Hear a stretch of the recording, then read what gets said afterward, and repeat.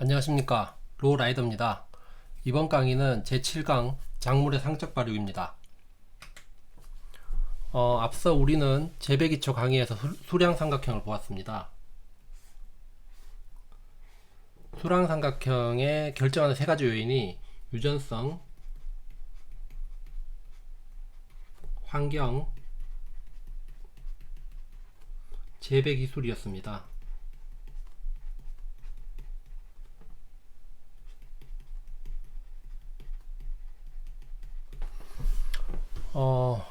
유전성은 이 2강 종자 품종 6종에서 보았고요.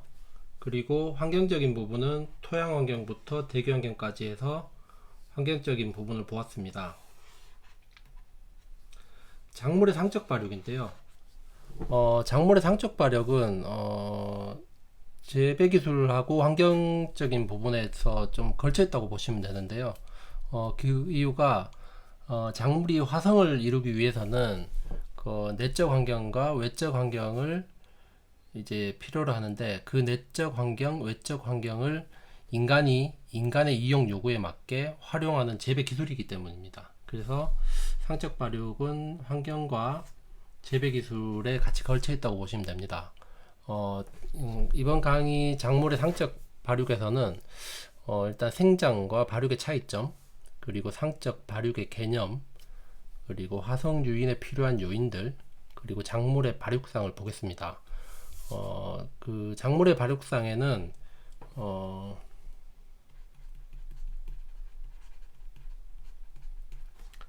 감온성과 강강성이 있는데요.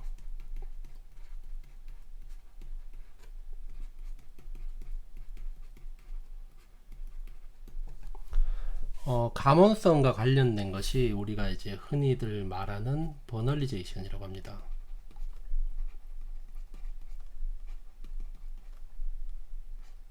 준화철이라고도 표현을 합니다.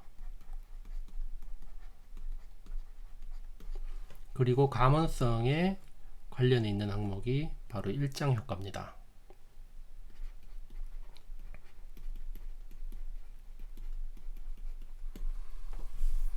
자, 그러면 우선 생장과 발육부터 해서 상적 발육이 뭔지, 화성 유인에 필요한 요인들과 뭐 이런 것들을 이제 본 강의를 한번 시작해 보겠습니다. 우선 상적 발육을 보시겠는데요. 상적 발육의 개념을 설명하기 전에 우선 생장과 발육이 어떤 개념인지 먼저 보겠습니다. 생장이라는 것은 식물이 식물 기간을 양적으로 증가를 시키는 것을 의미를 하고, 발육이라는 것은 작물이 이제 아생과 분열, 화성, 등숙 등의 과정을 거치면서 체내의 질적인 재조정 작용을 하는데요. 이런 일련된 과정을 발육이라고 하고, 발육은 이제 결국에는 생장 과정을 세분화해서 그 발전 과정에 따라 세분화해서 계층화하는 개념입니다. 그 전체를 생장이라고 한다면은, 발육이라는 것은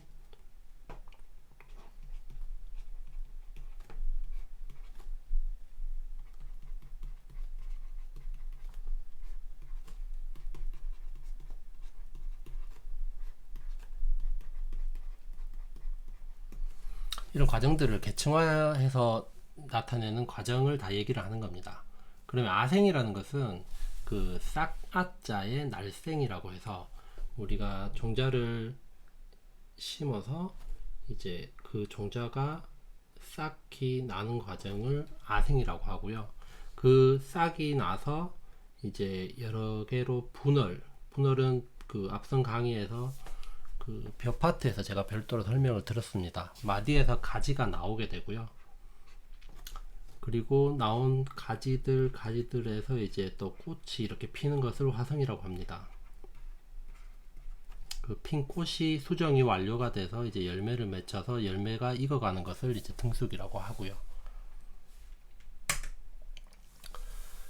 자, 즉 그 식물은 아생과 분할과 화성과 등숙을 거치는 등숙의 일생의 과정을 거치는데 이 1년의 과정을 발육이라고 하였고, 그러면 여기서 이제 상적 발육이라는 게 어떤 의미냐면, 즉 상적이라는 것은 발육의 아성, 아생, 분할, 화성, 등숙의 각각의 단계가 서로 연관이 돼서 그 앞 단계가 완성되지 못하면 뒤의 단계로 이행되지 않는다는 것을 상적 발육이라고 합니다. 즉 앞의 단계가 완성이 되어야 다음 발육상으로 이행이 될 수 있습니다.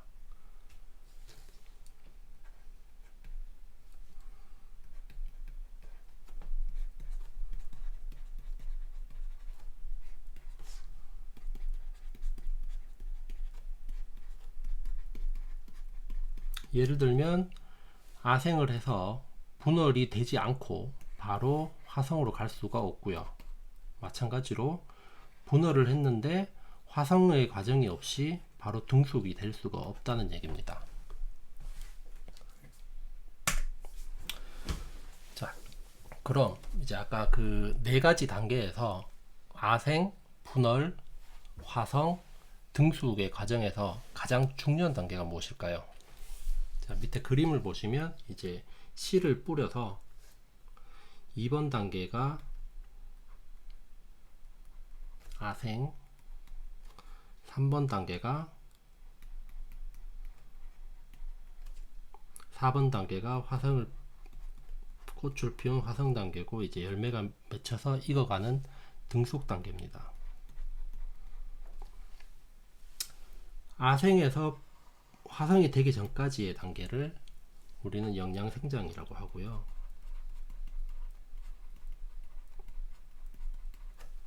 화성부터 등숙을 완료하는 단계까지를 생식생장이라고 합니다. 즉 영양생장에서 생식생장으로 전환되는 그 기점인 화성이 가장 중요한 발육상의 경과 단계인데요. 그 화성은 앞서 말씀드렸듯이 꽃을 이루는 단계로서 꽃눈이 가지에서 꽃눈이 맺히는 단계에서부터 이 꽃눈이 개화를 해서 암술과 수술에서 수정이 되는 단계까지를 화성이라고 합니다.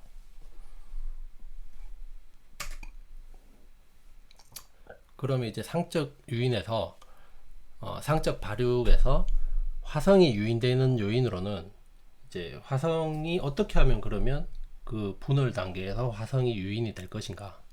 그 화성이 유인되는 요건에는 크게 내적 요인과 외적 요인이 있습니다. 그 내적 요인으로서는 식물 호르몬, 이제 주로 옥신하고 지베렐린이 식물 체내에서 어떤 수준에 있는가에 따라서 결정이 날 수가 있고요. 그리고 영양 상태, 즉 시엔율이라고 하는데요.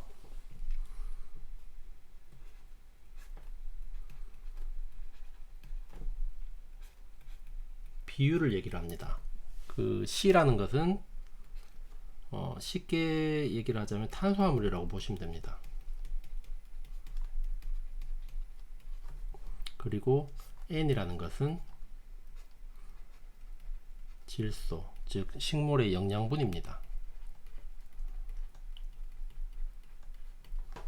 자, 탄수화물은 앞서 강의에서 늘 말씀드리는 광합성 과정의 산출물이 탄수화물입니다. 즉 시엔율이 높다. 시엔율이 높다는 것은 탄수화물 비율이 질소 비율보다 높다는 얘기고, 즉 식물체 자체가 충분히 양적 성장을 해서 광합성을 통한 산물인 탄수화물이 충분히 있다는 얘기죠. 그렇다는 것은 식물체로서 영양 비축이 충분히 되었고, 이제 종족 번식을 준비를 할 만큼 나는 광합성을 열심히 했다는 얘기입니다. 즉 CN율이 높다는 것은 종자 번식을 위한 영양분, 탄수화물,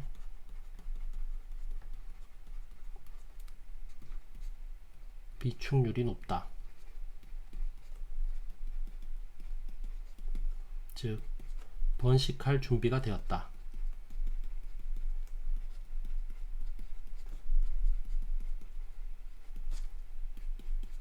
화성이 유인이 됩니다. 반대로 CN율이 낮다. 이는 광합성으로 인한 탄수화물의 생산량보다 본인이 성장해야 될 땅으로부터 오는 질소의 양이 더 많다는 겁니다. 비율이. 그렇다는 것은 탄수화물 비축률이 낮다는 거죠.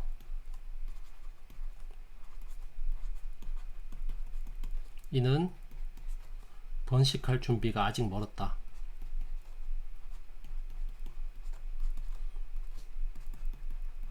본인이 먼저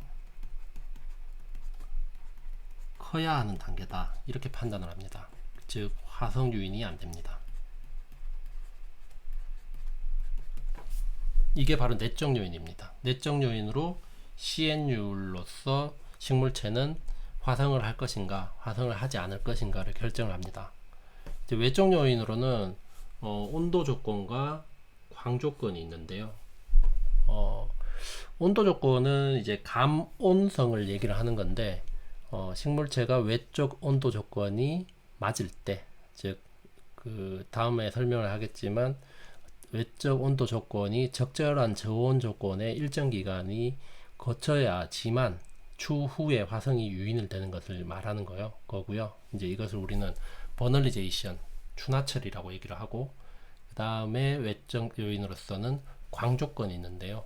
이거는 이제 감광성을 얘기하는 거로, 이제 식물체가 외적 광조건, 광조건이라는 것은 그 낮의 길이와 밤의 길이가 비율적으로 어떻게 낮이 더 긴지 밤이 더 긴지를 식물체가 감지를 하게 됩니다. 그 감지를 통해서 낮이 더 긴 조건에서 꽃을 피우는 식물이 있고, 밤이 더 긴 조건, 여기서 밤이 더 길다는 것은 연속되는 안기를 얘기를 합니다.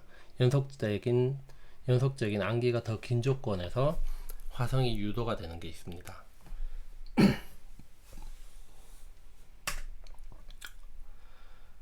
자, 아까 앞서 말씀드렸듯이 이제 작물의 발육상인데요. 감온과 강강을 한다고 했는데, 이제 발육상이라고 해서 외국말로 하면 페이즈를 얘기를 하는데요. 자, 감온상은 일반적으로 초기 단계를 얘기를 합니다. 그 작물이 상적 발육, 즉 그 화성의 단계까지 가기 전에 그 단계에서 초기에 어떤 특정 온도가 필요한 단계를 얘기를 합니다. 대부분은 씨앗 단계에서 이런 조건을 맞아야지 이제 화성이 유도가 되는데요. 일부 양배추와 같이 일부 어느 정도 큰 상태에서 감온을 하는 작물도 있습니다만, 일반적으로는 씨앗 상태, 뒤에 말씀드리겠지만 최하 상태에서 결정을 하게 됩니다. 그리고 강강성이라는 것은, 강강상이라는 것은 감온상을 거친 이후에 어느 정도 성장이 된 이후에 성장된 개체에서 개체의 잎, 성장된 개체에 어느 정도 성숙된 잎에서 그 빛을 감지를 하게 됩니다. 그 빛이 기냐 짧으냐에 따라서 화성을 결정을 하게 됩니다. 그 작물 사례를 한번 보자면, 추파맹류, 추파라는 것은 다들 아시겠지만 가을에 파종해서 겨울을 나고 봄에 자라게 되는 그 작물을 그 맹류를 추파 맹류라고 하는데요. 얘들이 대표적인 장일 식물인데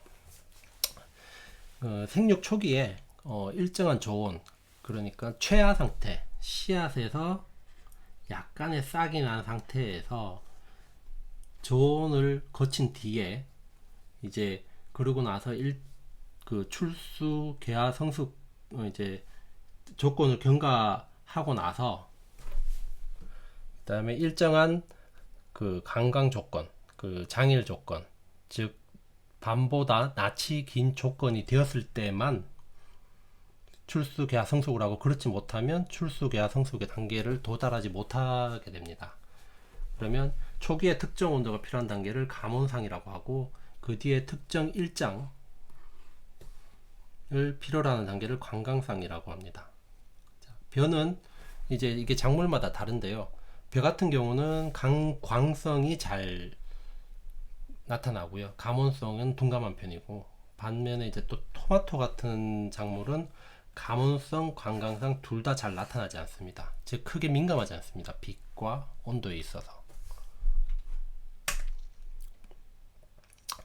그러면 그 앞서 봤던 감온상과 관광상 중에 초기에 먼저 요구되는 감온상인 버널리제이션을 먼저 한번 보겠습니다. 그 버널리제이션의 개념이라는 것은 일정한 저온 조건에 식물이 일정 기간 경과하도록 하는 것을 버널리제이션이라고 합니다. 이제 한국말로는 춘화철이라고 하는데요. 춘화, 식물체가 생육의 일정 시기에 저온을 경험함으로써 화성, 꽃을 이룬다고 했죠. 화성, 꽃눈의 분화가 유도 촉진되는 것을 춘화라고 하고요. 춘화철이라는 것은 생육이 일정 시기에 일정 기간 인위적인 저온, 그러니까 인간이 개입을 해서 어떤 춘화의 과정처럼 만들어주는 것을 춘화철이라고 합니다. 버널리제이션이 이제 처리 온도에 따라서, 처리 시기에 따라서 구분할 수 있는데요. 처리 온도에 따라서는 일반적으로는 아까 말씀드렸듯이 버널리제이션은 온도를 저온 처리를 한다고 했습니다. 그러면 저온 0도에서 10도 사이에서 춘화 처리를 하는 것을 저온 버널리제이션이라고 하고, 주로 추파맹류나 유채가 이제 저온 버널리제이션을 하는 작물이고요. 그다음 고온 버널리제이션은 비교적인 고온 10도에서 30도에서 춘화 처리를 하는 것을 고온 버널리제이션이라고 합니다. 그리고 처리 시기에 따라서도 이제 나눌 수가 있는데요. 대부분은 종자 때 버널리제이션을 합니다. 그 종자 때도 그냥 일반 종자가 아닌 종자에서 최하 종자라고 하는데요. 최하 종자가 뭐냐면 종자에서 싹이 일부 약간 난 상태를 얘기를 합니다. 밑에 제가 별도로 적어 놨는데, 종자의 싹을 약간 튀어서 파종하는 것을 최하라고 하고, 그 최하 종자에 저온 처리를 해주는 것입니다. 이게 종자 버널리제이션이고요. 그리고 녹채 버널리제이션이라는 것은 식물이 종자 상태가 아닌 일정 크기로 자랐을 때, 이제 자랐을 때 생장점에서 그 온도를 감지를 하는 작물들의 춘화 처리를 녹채 버널리제이션이라고 합니다. 대표적인 작물로서는 양배추와 사리풀이 있습니다. 자, 그럼 이제 버널리제이션 방법인데요. 그 앞서도 말씀드렸듯이 그 2강 종자 파트에서도 종자의 발화를 학습을 했습니다. 그 버널리제이션은 최하 종자의 온도 처리를 해준다고 했습니다. 즉 싹이 일부 튄 상태에서 처리를 한다고 했습니다. 즉 종자의 발화 조건과 버널리제이션의 조건이 아주 유사합니다. 그 발화가 되어야지 버널리제이션 효과가 있기 때문인데요. 그러면 종자의 2강에서 이제 그 강의에서 간단하게 설명을 드리자면, 종자가 있으면 배가 있고 배유가 있습니다. 종자가 물을 흡수를 하게 되면 배에 있는 지베렐린이 물과 함께 배유로 넘어가게 됩니다. 배유로 이동해서 그 이제 배유의 양분을 분해를 하게 되는데요. 양분을 분해하기 위해서는 종자는 호흡을 해야 되고, 그 호흡을 하기 위해서는 산소가 필요하게 됩니다. 그런 다음 배유의 영양 성분이 배에 공급이 되게 되고, 그래서 배에서 이제 싹히 이렇게 트게 됩니다.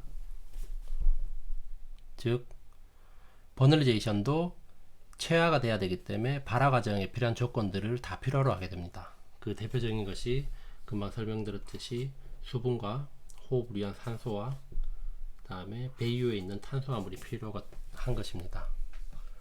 그리고 이제 그 외적인 부분에서 처리 온도와 처리 기간, 버널리제이션을 완료를 하는 데는 그 필요한 처리 온도와 처리 시간은 작물별로 이렇게 좀 다른 특성을 따르고요. 그다음 광이 이제 관여를 하는데 일반적으로는 광과 무관을 한데 고온 처리하는 고온 처리 버널리제이션인 경우에는 광이 있으면 방해가 됩니다. 그래서 암 조건이 필요로 하게 되고요. 그리고 아까 말씀드렸듯이 버널리제이션이 감흥 부위는 생장점입니다. 이거는 시험에 자주 나오는 항목이라서 좀 숙지를 해주시면 좋겠고요. 이게 생장점 숙지를 하기 쉬운 게 아까도 얘기했지만 버널리제이션은 대부분 종자 버널리제이션이라고 보시면 되고, 종자 버널리제이션은 대부분 또 체화 종자에서 버널리제이션을 하게 됩니다. 체화 종자라는 것은 싹이 트게 되고 싹에서 그 싹에서 그 온도를 감응하기 때문에 싹이라는 것은 결국에는 생장점이거든요. 그래서 버널리제이션의 감응 부위는 생장점이다, 이렇게 기억을 해 두시고, 이제 참고로 그 뒤에 말씀드리겠지만 일장 효과의 감응은 일장은 어느 정도 자라서 한다고 했잖아요. 어느 정도 자라서 그 잎이 성엽에서 감응을 하는데,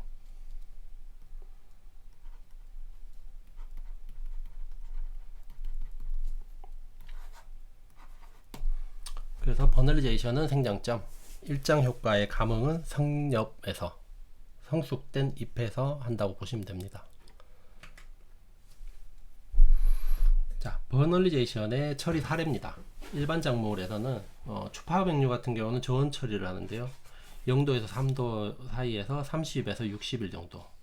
자, 보시다시피 대부분이 체아 종자에서 버널리제이션 처리를 합니다. 다음 채소 작물이고요. 채소 작물도 마찬가지로 체아 종자에서 버널리제이션 처리를 하고, 이제 작물별로 처리 온도와 처리 기간은 각각 다 다름을 볼 수가 있습니다. 그리고 이제 이춘화와 재춘화인데요. 이춘화라는 것은 영어로는 디버널리제이션이라고, 저온 버널리제이션 이후에 고온 처리를 해버리면 그 이전에 버널리제이션 했던 효과가 감쇄 또는 상쇄가 되게 됩니다. 예를 들면 밀 같은 경우에 저온 버널리제이션을 한 이후에 35도씩 고온 처리를 해버리면 그 이전에 저온 처리했던 버널리제이션 효과가 상실되게 됩니다. 이것을 이춘화라고 하고요. 재춘화라는 것은 이제 앞서 이춘화된 것들을 다시 저온 처리를 하면 이제 완전한 버널리제이션이 되는 현상을 재춘화라고 합니다. 용어를 그냥 이런 용어가 있다라고 알아두시면 될 것 같습니다. 자, 이제 버널리제이션의 농업적 이용인데요. 버널리제이션은 월동채소 같은 경우에 이제 저온 처리는, 월동채소는 자연에서는 겨울을 나기 때문에 자연적으로 버널리제이션이 되는 건데, 이제 얘를 인위적으로 저온 처리를 해버리면 월동을 하지 않고 봄에 파종을 해도 추대와 결실을 할 수가 있겠습니다. 즉 체종상에서 체종을 위해서 겨울을 거치지 않고 그 체화 종자에다가 버널리제이션 처리를 해버리면 이제 우리가 원하는 시기에 추대하고 결실을 할 수 있는 것입니다.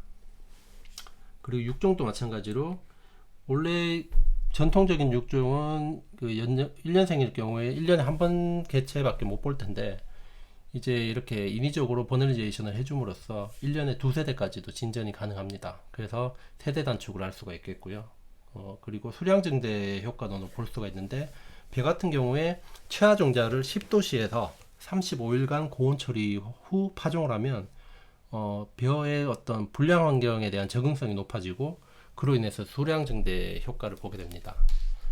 그리고 딸기 같은 경우도 딸기는 원래 겨울을 나고 난 이후에 2월부터 5월까지가 수확 적기인데 이제 딸기를 그 여름 딸기 모를 여름에 냉장해가지고 화분단을 유도를 하면 겨울에 자연적으로 버널리제이션이 되어야 되는 효과를 미리 줘버린 거죠. 8월에. 그래서 겨울에 조기 출하가 가능합니다. 자, 이번에는 일장 효과입니다. 일장 효과라는 것은 그 초기의 가문성 그 버널리제이션에 있었다면 이거는 그 다음 발육상, 즉 어느 정도 성장된 이후에 화성을 결정하는 발육상에서의 광성을 얘기하는 것입니다.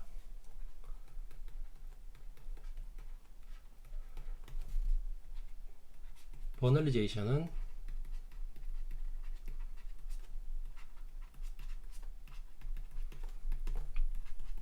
가문성이고요. 주로 저온.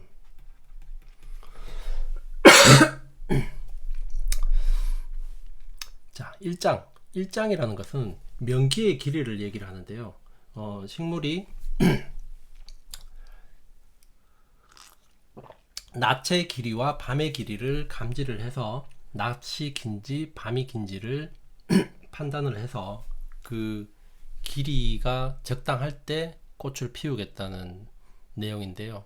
일단 일장은 데이랭스로서 하루 24시간 중 낮의 길이를, 즉 명기의 길이를 얘기를 하는 것이고, 장일이라는 것은 일장이 12시간에서 14시간 이상 되는, 즉 낮의 길이가 12시간에서 14시간 이상, 단일이라는 것은 낮의 길이가 12시간에서 14시간 이하가 되는 날을 단일이라고 합니다.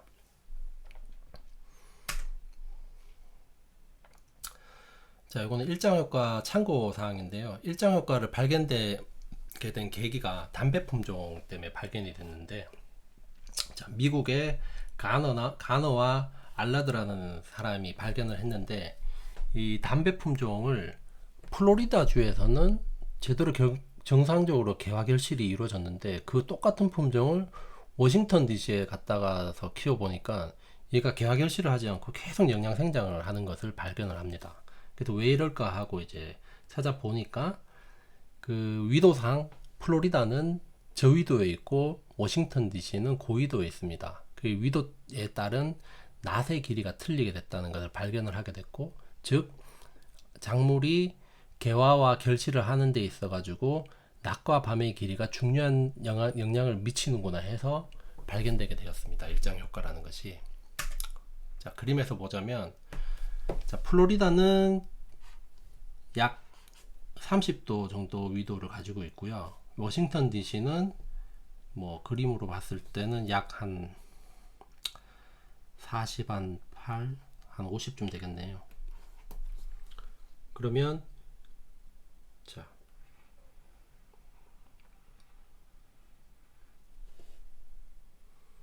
그 1년 중 달에 따른 낮의 길이를 위도에 따라서 표현해 놓은 건데, 30도 위도에서는 낮의 길이가 전체적으로 짧습니다. 제일 길어 봐야 14시간이 조금 넘고요. 근데 반면에 50도일 때는 낮의 길이가 16시간이 넘습니다. 최고인 시점이. 즉 단일 식물 같은 경우는 앞서 보통 12시간 이하의 낮의 길이를 가져야 되는데, 워싱턴 같은 경우는 12시간 이상 되는 기간이 거의 2월부터 10월까지는 계속 12시간 이상인 길입니다. 즉 2월부터 10월까지 기간에서는 개화가 될 수가 없는 것입니다. 근데 그 담배를 워싱턴 DC에서도 겨울 기간에 온실 재배를 해보니 개화 결실이 되는 것을 발견을 합니다. 그래서 이제 그 낮과 밤의 길이가 길어지는 시점에 개화를 하는구나 해서 발견된 게 이제 일장 효과입니다. 이건 참고적으로 알아두시면 될 것 같습니다.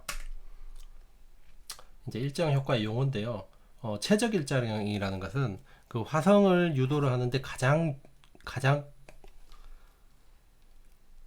적합한 일장을 최적 일장이라고 하고요. 유도 일장은 화성이 유도될 수 있는 일장, 비유도 일장은 화성이 유도할 수 없는 일장, 한계 일장은 이제 비유도 일장과 유도 일장의 경계 지점을 얘기를 하는 것이겠죠.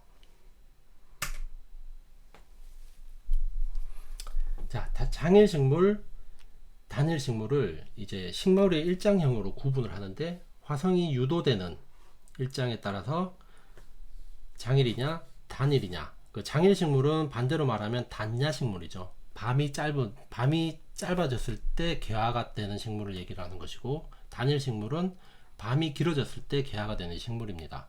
장일 상태에서 화성이 유도가 되려면 보통 이제 16시간에서 18시간 이상의 조명에서 화성이 유도되는 식물이고요. 그 식물들로서는 이렇게 맹류, 감자, 시금치, 양파, 상추, 아마 이런 작물들이 있고, 단일 식물은 단일 상태, 즉 낮의 길이가 8시간에서 10시간 정도에서 화성이 유도가 되는 식물입니다. 여기서 중요시 봐야 될 것이 안기가 지속이 돼야 된다는 것입니다. 즉 낮이 10시간이면 밤이 14시간일 텐데요. 근데 이 14시간 중에 중간에 빛이 잠깐이라도 1시간이라도 이렇게 유입이 되는 시간이 있어 버리면 지속되는 안기가 아니기 때문에 일장 효과가 해제가 됩니다. 즉 화성이 유도가 되지가 않습니다.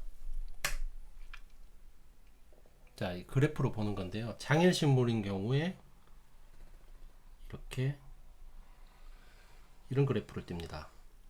즉 장일 식물의 한계 일장입니다. 자, 퍼센트 오브 플로어링이라고 꽃이 개화가 되는 게, 자, 장일 식물 같은 경우는 데이렌스가 11시간보다 적어졌을 때는 꽃이 필 확률이 0%입니다. 반면에 그보다 해가 길어지는 시간에는 100%에 가깝게 되죠. 반대로 단일 식물은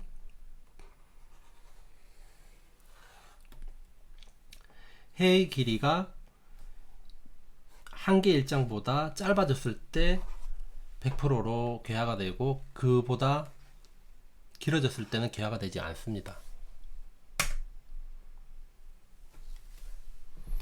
이제 연소관기와 야간조파인데요. 아까도 말씀드렸듯이 그 단일 식물에서 밤의 길이가, 연속적인 밤의 길이가 중요하다고 하였습니다. 즉 단일 식물은 연소관계가 있어야 되고, 중간에 명기가 개입이 되면 연소관계가 끊어지면 단일 효과가 없어집니다. 그 장일 식물은 24시간 주기가 아니라도 그 명기와 안기의 비율로서 봤을 때 명기의 비율이 높다라면 화성이 유도가 됩니다. 즉 16대 8로 하든 8대 4로 하든 4대 2로 하든 2대 1로 하든 명기의 비율이 길어졌을 때는 꽃눈이 형성을 됩니다. 자, 우선 그래프로 한번 보시면, 이 표로 보시면 좀 더 쉽게 이해가 되는데, 우선 단일 식물부터 먼저 보겠습니다. 자, 단일 식물인 경우에는 밤의 길이가 한계 일장보다 길어졌을 때 꽃이 형성이 되는 식물을 말했습니다. 자, 첫 번째 조건에서는 한계 안기보다 짧은 안기를 갖고 있습니다. 꽃눈이 형성되지 않습니다. 두 번째 경우에는 한계 안기보다 밤의 길이가 더 길어졌습니다. 즉 꽃눈이 형성되는 개화 조건이 되는 것입니다. 마지막 거를 보면, 자, 밤의 길이는 분명히 한계 일장보다 깁니다. 근데 중간에 광 중단이 됐습니다. 암 중단이죠. 즉 빛이 잠깐이라도 유입이 된 겁니다. 그래서 안기가 끊어져 버리게 돼서 연소관계가 형성이 안 됐기 때문에 꽃눈이 형성을 하지 않습니다. 근데 이번 장일식물 한번 보겠습니다. 장일식물은 인계 명기보다 명기가 길어졌을 때 꽃눈을 형성을 합니다.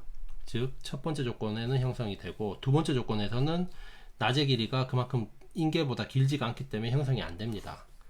마지막에서는 앞서 말씀드렸듯이 장일식물에서는 24시간 주기가 아니더라도 비율적으로 안기보다 명기가 길었을 때는 화성이 유도가 된다고 했습니다. 즉 여기에서 빛이 유입이 되면서 끊어졌기 때문에 얘의 비율보다 명기의 비율이 크기 때문에 꽃눈이 형성이 된다는 것입니다. 요 사진을 보시면 앞서 설명드렸던 것들이 이해가 좀 더 쉬울 것입니다. 그래서 이제 야간 조파라고 하는데요. 야간 조파라는 게 밤의 암기를 끊어주는 것입니다. 단일 식물의 연속 암기 중간에 광을 조사해서 연속 암기를 끊어줘 버립니다.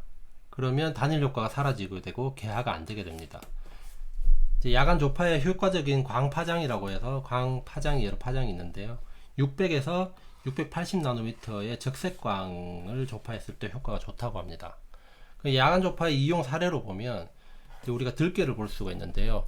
우리는 들깨를 2%도 먹지만 들깨를 짜서 기름으로도 먹습니다. 그러면 2% 먹기 위해서는 꽃이 피면 안 돼, 꽃이 피는 조건이 안 좋은 조건입니다. 즉 꽃을 피는 것을 막아서 계속 잎을 수확할 수 있게끔 만들어야 됩니다. 영양 생장만을 유도를 해서. 그렇기 때문에 그 야간에 주기적으로 광을 비춰줍니다. 꽃을 못 피우게 하기 위해서. 그래서 잎들깨를 출하를 하는 것이고요. 근데 반대로 잎이 아닌 이제 깨를 짜는 농가인데 이런 식으로 돼버리면 깨가 생성이 안 되겠죠. 그래서 하우스 주변에 야간에 어떤 조명이 있는 그 가로수가 있는 곳이라거나 이런 곳에서는 깨 농사가 잘 안 되는 것입니다. 자, 이제 버널리제이션과 일장 효과를 비교를 한 건데요. 버널리제이션은 초기 단계 최하 상태에서 한다고 했고요. 일장 효과는 어느 정도 성장이 된 상태에서 잎에서 반응한다고 했습니다. 그래서 최하 상태이기 때문에 버널리제이션은 수분이 있어야 되고 산소가 필요하고 온도는 저온 처리가 필요하다고 했습니다. 광은 특별히 관계가 없지만 그 고온 버널리제이션을 하는 작물에서는 암 조건이 필요하다고 했고요. 그리고 영양 성분으로서는 탄수화물이 필요합니다. 발화가 돼야 되기 때문입니다. 그리고 감흥 시기는 체하 종자에서 감흥을 하고 감흥 부위는 생장점이라고 했습니다. 이제 일장 효과는 그 일장 효과가 발현되기 위해서는 작물별로 다르지만 어느 정도의 한계 온도가 필요합니다. 그리고 광이 셀 필요는 없습니다. 약광이라도 효과가 있고, 그리고 중요한 거는 단일 식물일 경우에 야간 조파로, 그러니까 그 연속적인 단일 조건이 파괴가 되었을 때는 그 효과가 없어지게 됩니다. 영양 성분으로서는 이제 질소가 관여를 하게 되고요. 그 다음에 감흥 시기는 어느 정도 발육한 후 성엽이 나온 이후에 성엽에서 감흥을 하게 됩니다. 자, 이로써 작물의 생육 상적 발육을 마무리를 하였습니다. 작물은 생장을 하는데 발육 단계별로 세분화할 수 있고 크게 아생, 분월, 화성, 등숙의 과정으로 나누어 개체화를 할 수가 있습니다. 그리고 상적 발육이라는 것은 이러한 단계가 서로 연관이 있고 앞의 단계가 완성이 되지 않으면 뒤의 단계로 이행되지 않는다는 것을 말했습니다. 자, 그러한 단계 중 가장 중요한 단계는 화성이라고 하였고, 화성은 작물의 영양 생장과 생식 생장의 기준점이 되고, 그리고 화성을 유도하기 위해서는 그 식물체 내적 아니면 식물체 외적 조건이 충족되어야 된다고 하였습니다. 내적 조건으로는 식물 호르몬, 뭐 지베렐린이라거나 옥신이라거나 이런 호르몬들이 있고요. 그리고 작물의 영양 상태, 즉 CN율이 관여를 한다고 했습니다. 탄수화물과 질소의 비율, CN율이 높으면, 즉 탄수화물이 비축된 양이 많다면 화성 유도가 촉진이 되고, CN율이 낮은 상태, 즉 탄수화물 비축률이 아직 모자란 상태에서는 화성 유도가 되지 않고 영양 생장을 지속하는 성질이 있습니다.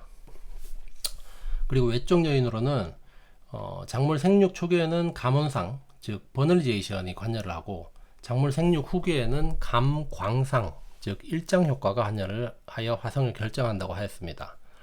버널리제이션은 일부 양배추와 같이 녹체 버널리제이션을 하는 작물도 있지만 대부분은 주로 최하 상태의 그 씨앗에서 약간 싹이 산 상태에서 버널리제이션을 한다고 했고, 이제 최하 상태는 약간 싹이 튼 상태이기 때문에 그 버널리제이션의 조건과 종자의 발화 조건은 유사한 특성이 있다고 하였습니다. 그리고 일장 효과는 작물의 관광성을 말하는데, 작물이 이제 어느 정도 생장한 이후 주로 성숙한 잎에서 광의 길이, 즉 일장의 길이를 감지해서 안기보다 명기가 길 때 화성이 유도되는 장일식물과 연속된 안기가 명기보다 길 때 화성이 유도되는 단일식물로 나뉜다고 하였습니다. 자, 작물의 상축 발육에 대한 큰 틀이 이번 강의로 명확히 이해가 되셨기를 바라면서 이번 강의는 마치도록 하겠습니다. 그럼 다음 강의 작부체계로 다시 인사드리겠습니다. 감사합니다.